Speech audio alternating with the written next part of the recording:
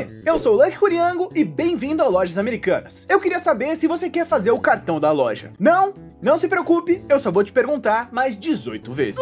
Imagina o seguinte, o ano é 1999. Você toma o seu Todd Caramelo, coloca o seu boné vermelho do Ash Ketchum e vai para o cinema. Você está prestes a assistir o lançamento ocidental de Pokémon, o primeiro filme. Fotos da premiere do filme ao redor do mundo mostram crianças animadas, brinquedos do Burger King, mascotes e até um carro do Pikachu. Você entra naquele cinema e tem a maior experiência cinematográfica da sua vida e cria uma memória que nunca vai embora do Ash virando pedra. Legal pra caramba, né? Então, eu não sei, porque enquanto todo mundo tava vendo o filme de Pokémon no cinema e morrendo asfixiado com os brinquedos do Burger King, eu tava ocupado demais não tendo nascido. Enquanto todo mundo tava se divertindo no filme de Pokémon, eu tava ocupado demais não existindo por mais alguns anos. Por quê? Eu, bebê, achava que eu era bom demais pro filme de Pokémon? A minha versão nem nascida tava se achando importante demais pra ver o Mewtwo sair na mão com o Mew nos cinemas? Isso pra mim é um desvio de caráter absurdo. E sabe o que é um desvio de caráter maior ainda? Mesmo depois de nascido, eu nunca vi o filme de Pokémon. Eu não era nascido quando ele lançou e por alguma razão eu simplesmente nunca parei pra ver o filme. Eu tenho memórias de infância de pegar pedaços do filme no Cartoon Network, mas eu não me lembro de basicamente nada. Pra ser completamente honesto com vocês, fora os memes do filme, aquele gif do Pikachu chorando, até hoje eu não sei completamente sobre o que esse filme se trata. Mas eu decidi corrigir isso. Eu decidi assistir o filme de Pokémon, fazer o meu review e contar a história dele. Tanto para aqueles de vocês que, assim como eu, nunca viram o filme, quanto para aqueles de vocês que já viram, mas esqueceram da maior parte. Eu garanto para vocês, o filme é bem mais estranho do que você lembra. Antes mesmo da gente começar a falar do filme, eu acho que eu preciso fazer um disclaimer. Eu vou estar falando da versão ocidental desse filme. Aparentemente, a versão ocidental tem uma parte significativa que foi cortada e o plot do filme é um pouco modificado para ficar mais amigável para crianças. Além disso, os fãs mais chatos do filme original dizem que essa versão é sem graça. Mas eu digo que eles estão completamente errados. Essa versão é genial, só que às vezes por todas as razões erradas. Sem mais enrolação, vamos logo pra Pokémon,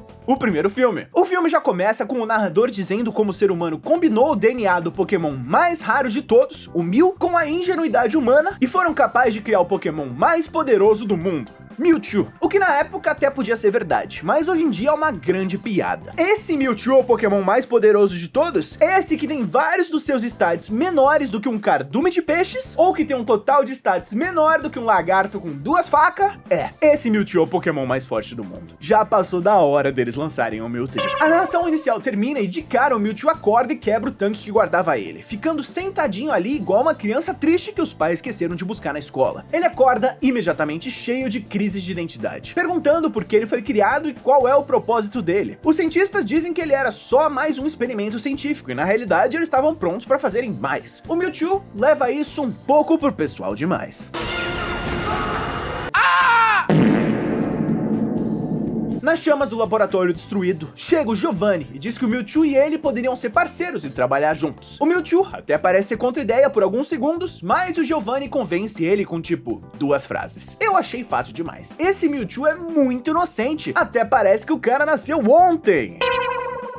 Depois disso, a gente vê o Mewtwo com aquela clássica armadura dele. Eu tenho que agradecer aqui porque eu já devo ter usado esse mesmo clipe em uns 15 vídeos diferentes. O Giovanni diz que essa armadura vai servir para focar o poder dele. E a gente vê uma montagem do Mewtwo destruindo o Onix de uma criança em absoluto choque. Bizarramente, o Giovanni tá usando o Mewtwo no ginásio dele. Imagina você ser uma criança com um Onix level 10 e vai para um ginásio achando que vai ter uma batalha justa e toma, uma abominação genética além da compreensão vai lá e completamente destrói o seu Onix. Não só isso, o Mewtwo continua derrotando treinadores pro Giovanni e rapidinho o líder da equipe Rocket mostra a sua verdadeira face. O Mewtwo fala pra ele que tá conseguindo controlar os seus poderes, mas que isso ainda não fez ele descobrir qual é o seu propósito. O Giovanni, sem nenhum temor pela própria vida, diz que o propósito do Mewtwo é servir, e ele não gosta disso, levando pro pessoal de novo. O Giovanni não aparece mais nessa versão do filme depois desse ponto. Não sei nem se ele aparece na versão japonesa, na verdade. Eu gosto de pensar que ele foi esmagado pelos escombros. O Mewtwo sai voando e decide que iria dominar o mundo e descobrir o seu propósito com raiva de tudo e todos. Afs, que fofo, ele tá passando pela adolescência de Mewtwo. A cena corta pro Ash e a equipe clássica dele comendo sopinha, quando um cara genérico pede pra batalhar com ele. O Ash luta contra ele sem pensar 2 vezes e toca um remix muito foda do tema de abertura de Pokémon, que eu vou mostrar pra vocês, mas vai ter que ser rapidinho pra não dar problema de copyright. Eu tô passando um risco tremendo só de fazer esse vídeo, mas eu não vou ficar sem mostrar pra vocês o remix maneiro, então eu vou ter que ser bem rapidinho com a música. Todo mundo preparado? Lá vai. Enquanto essa música toca, o Ash completamente destrói o time desse cara com o seu time de canto. O cara tem vários pokémons evoluídos no talo e o Ash nem hesita em destroçar ele com seus pokémons na primeira evolução. Esse treinador genérico fica completamente desolado de ser humilhado e a gente vê que alguém estava assistindo essa batalha Pokémon. Um Fearow sobrevoando com uma câmera posicionada no pescoço dele. A cena corta e a gente vê uma sala de controle misteriosa, e lá, o Mewtwo tá assistindo isso do lado de uma mulher. Essa mulher usa umas roupas meio esquisitas, parece ser tipo uma seguidora de Mewtwo. Um negócio meio freira, meio cultista, e ela chama o Mewtwo de mestre. Que isso? Essa cultista de Mewtwo aqui pergunta se eles também deveriam convidar o Ash pro seu torneio, e o Mewtwo diz que sim. Então, um Dragonite carteiro leva um convite pro Ash imediatamente. Eles veem o convite e lá tem um holograma da cultista de Mewtwo. Ela diz que o mestre dela é o treinador Pokémon mais poderoso do mundo e tá convidando treinadores competentes pra desafiar ele. Obviamente, o Ash aceita sem pensar duas vezes e eles vão pro local onde dizem que ia sair uma balsa pra ilha de Mewtwo. Nesse meio tempo, a gente vê o Mewtwo, terror além da compreensão que ele é, criando uma tempestade de proporções bíblicas, simplesmente porque ele pode. Chegando na cidade, a gente descobre que o Mewtwo convidou várias crianças treinadoras Pokémons pra irem pra ilha dele. O plot principal do filme é sobre um vilão com um poder quase infinito, convidando várias crianças pra irem até a ilha misteriosa dele com a ajuda de uma moça esquisita. Envelheceu mal pra caramba. Enfim, de qualquer forma, não daria pra eles irem pra ilha do Mewtwo Epstein, já que a tempestade é a maior que nós já vimos. A moça que trabalha ali, inclusive, fala algum papo estranho de que existe uma profecia que essa tempestade seria grande o bastante pra engolir o mundo. Esse plot da profecia dessa mulher maluca não vai pra lugar nenhum, mas se ela queria aterrorizar as crianças com o apocalipse iminente, eu acho que seria bom eu falar pra vocês também. Além disso, a policial Jenny diz que a enfermeira Joy da cidade tá desaparecida e o Brock vê o pôster e diz que reconhece ela de algum lugar. O que de certa forma é hilário, porque, né, é óbvio que ele reconhece ela de algum lugar. Todas as enfermeiras Joy são iguais, mas é claro, o Brock é o maior conhecedor de enfermeira Joy que o mundo já viu, e ele sabe exatamente como cada uma se parece. Alguns treinadores não se assustam com a tempestade e decidem ir no lugar de qualquer forma e a gente vê como eles vão. Um cara voando num Fearow, um outro num Pidgeot, uma outra surfando no Dugong e um cara em cima do Gyarados dele. Vários treinadores diferentes indo pra ilha do Mewtwo da sua própria forma. Os protagonistas que não querem ficar pra trás querem muito ir, mas o pobre Squirtle do Ash não é forte o bastante pra enfrentar essa tempestade. Então, eles pegam a carona com esse barco viking com uma moça, um cara e um Mewtwo falante na frente do barco e que com certeza não são a equipe Rocket. Como você poderia imaginar, não dá certo, e eles afundam o barco. O Squirtle salva eles fazendo nada do peito mais fofo da história e o grupo consegue chegar na ilha de Mewtwo. E agora, eu devo dizer, pontos pelo estilo. Muitos pontos pelo estilo. A ilha do Mewtwo é um negócio meio steampunk, meio castelo do Drácula. É como se a Catedral de Notre Dame e o Castelo do Hal tivessem tido um filho e ele fosse lindo. O cara até pode ter nascido ontem, mas o estilo de decoração e arquitetura do Mewtwo é o mais aguçado de todos. O Pokémon mais forte do mundo, não sei não. O com mais drip depois desse castelo, eu tenho certeza. Pra completar o castelo bolado dele, ele ainda tem aquela cultista cabulosa que recebe as crianças na porta. Isso sim é um vilão de verdade. Além disso, a equipe Rocket sai do mar e vai pro outro lado, explorando o castelo do Mewtwo. A exploração dele serve mais como exposição, pra gente ver mais do castelo do Mewtwo e os seus planos maléficos. Enquanto os protagonistas estão no caminho para a sala principal, o Brock reconhece a cultista do Mewtwo como sendo a enfermeira Joy que desapareceu. Ela diz que não lembra de nada disso e que sempre serviu o mestre dela. Então, além de sequestrar a enfermeira Joy e forçar ela a trabalhar para ele, o Mewtwo também apagou todas as memórias dela anteriores e substituiu com memórias dela servindo ele. Assustador o quão malvado tornaram o Mewtwo nesse filme. Eu lembrava dele sendo um vilão bolado, mas controle mental nesse nível é diabólico, é maldoso. Na cópia da Sala da Justiça do Mewtwo, a gente vê que 3 treinadores chegaram até ali, 4 se for contar com o Ash. Além disso, a gente descobre que passar pela tempestade, na realidade, já era o primeiro teste. Até aí tudo bem, mas pausa. Vamos voltar um pouco. Até a cena que mostra todos os treinadores que foram pra ilha do Mewtwo. Tem um cara que voa no Pidgeot dele, ele tá aqui. Tem um cara que é especialista em tipo água e sobe no Gyarados dele, ele tá aqui. Tem a menina que sobe no Dugong dela e ela também tá aqui. Mas, na cena original, ali no fundo, em baixa qualidade, tem essa outra criança em cima de um Fearow. Squirtle. Ela não tá aqui. Ninguém cita ela em nenhum momento, desde ela sair até o final do filme. Ela não aparece por mais um único frame do filme daqui pra frente. A única pergunta que eu tenho é: essa criança morreu? No sucesso de bilheteria Pokémon, o primeiro filme de 1999, a gente vê uma criança que morreu?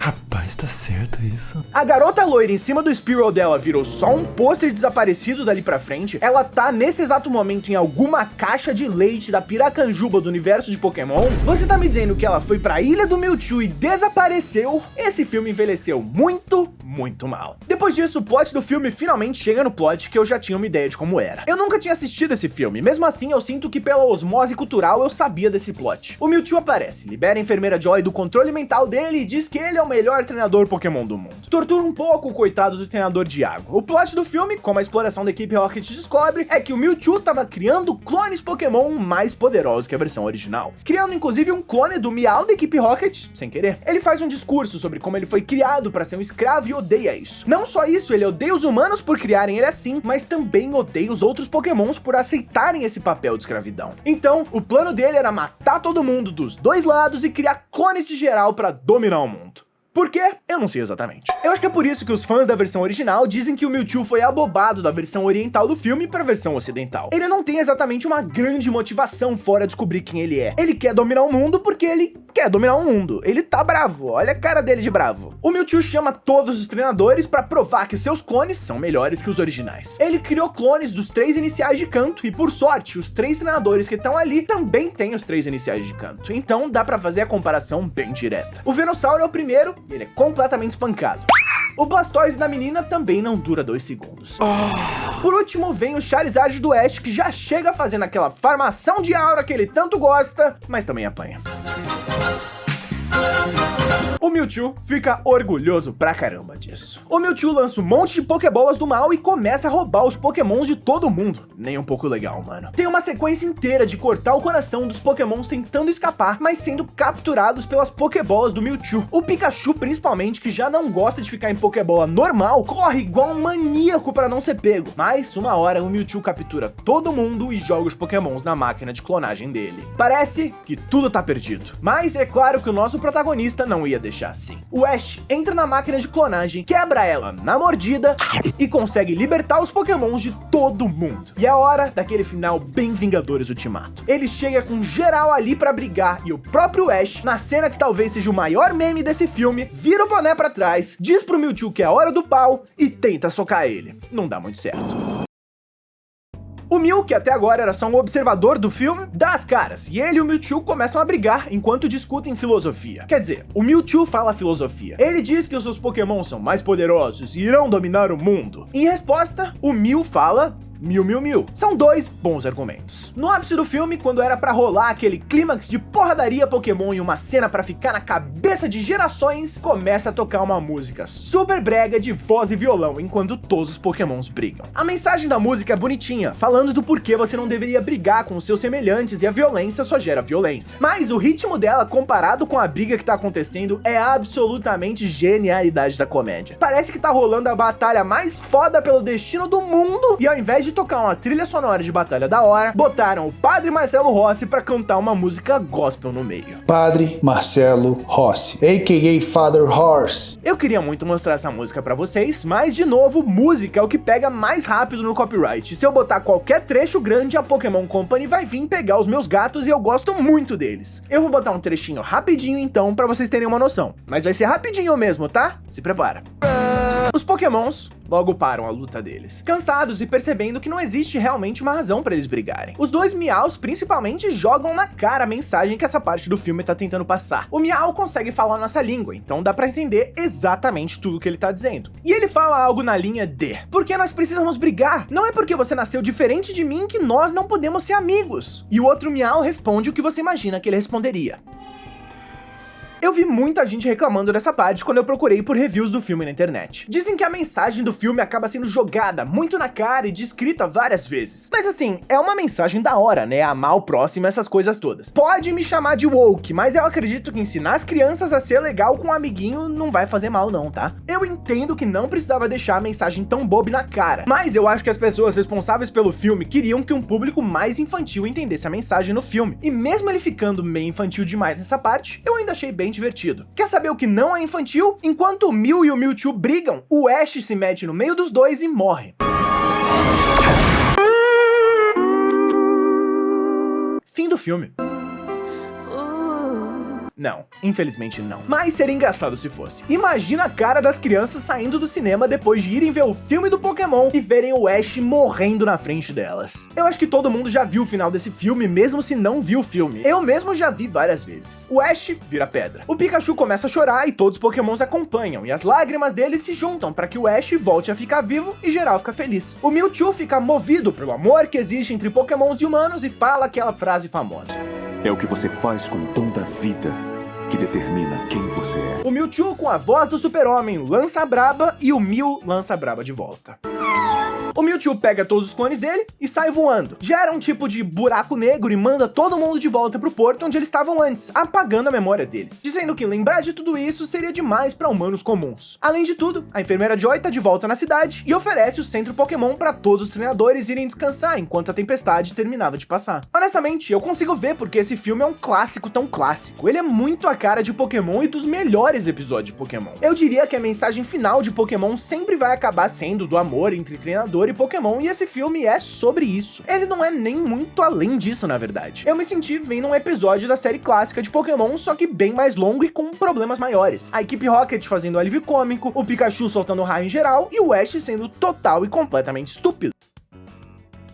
A parte mais maneira pra mim, sem brincadeira alguma, foi ver o design tanto de dentro quanto de fora da ilha do Mewtwo. Os caras cozinharam muito fazendo esse lugar. Eu gostei do filme, mesmo ele obviamente não sendo nenhuma experiência transformadora. Mas eu tenho certeza que se eu visse o filme com, sei lá, 8 anos, teria mudado a química do meu cérebro pra sempre. Se eu fosse dar uma nota final, seria algo do tipo 4 de 5 enfermeiras Joy sequestradas pra Pokémon, o primeiro filme. A única pergunta que não me foi respondida é: o que diabos aconteceu com o treinador do Fearow? Ele não tava no grupo que foi mandado de volta pro porto com a galera. Eu até entendo perdoar o Mewtwo por matar os cientistas que criaram ele. Eles eram do mal mesmo. Agora, o cara do Fearow é só uma criança inocente. Mewtwo, cadê o cara do Fearow?